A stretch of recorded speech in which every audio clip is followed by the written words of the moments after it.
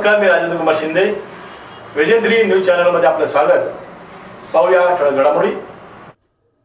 राज्याचे उपमुख्यमंत्री आणि राष्ट्रवादी काँग्रेसचे अध्यक्ष अजितदादा पवार हे जनसन्मान यात्रेच्या निमित्ताने सोमवार दिनांक 21 रोजी चिपळूणमध्ये येत असल्याची माहिती चिपळूण संगमेश्वर विधानसभा मतदारसंघाचे आमदार शेखर निकम यांनी पत्रकार परिषदेत दिली. मनापासून धन्यवाद देतो की आपण सगळेजण शॉर्ट नोटीसवर इथं आला. आपल्याला बोलवण्यामागे एकच कारण आहे की आदरणीय अजितदादा 21 तारखेला जनसन्मान यात्रेच्या निमित्ताने चिपळूण संगमेश्वर मतदारसंघाच्या दौऱ्याला येत आहे.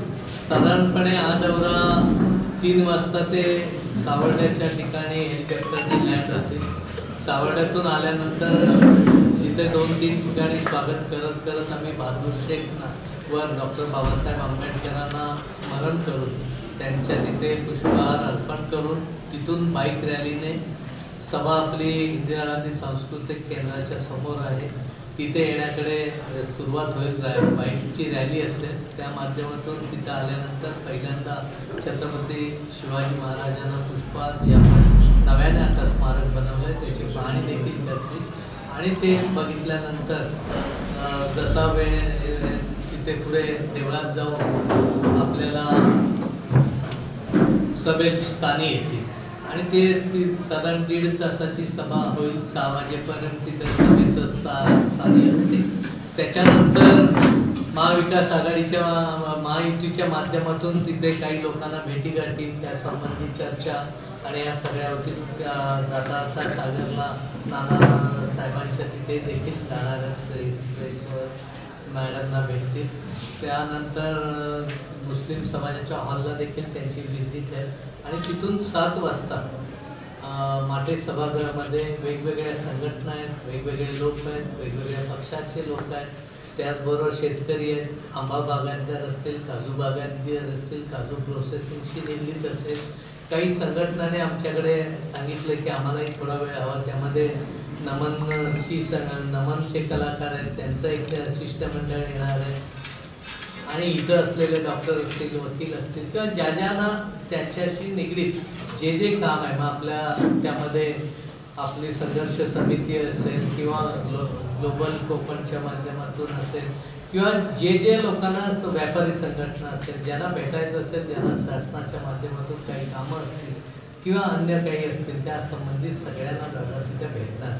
त्याचबरोबर महायुतीचे जे पदाधिकारी आहेत त्यांना देखील भेटीसाठी त्यांनी त्या तिथे वेळ दिलेला आहे आणि मुक्काम रात्रीचा करून सकाळी ते परत तिथून त्यांच्या पुढच्या नियोजित दौऱ्यासाठी जाणार.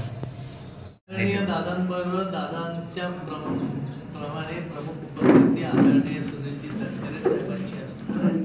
त्याचबरोबर महिलांचे अध्यक्ष चाकणकर मॅडम देखील तिथं या निमित्ताने येणार आहेत आणि त्यांच्यासोबत असलेले राज्याचे पदाधिकारी जे लोक वेगवेगळे आहेत त्या संबंधी ते सगळे निगडीत येतील.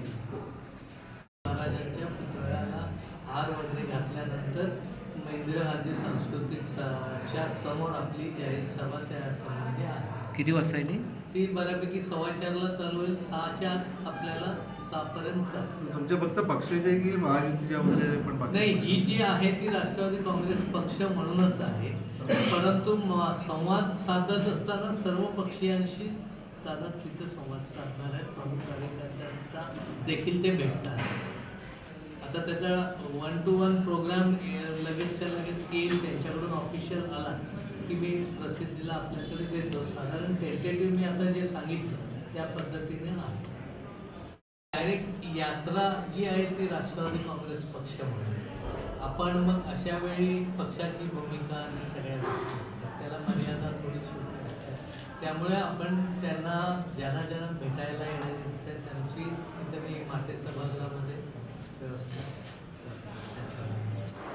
बातम्यांचा ओघ असंच चालू राहील. पाहत राहा विजेंद्री न्यूज चॅनल. धन्यवाद.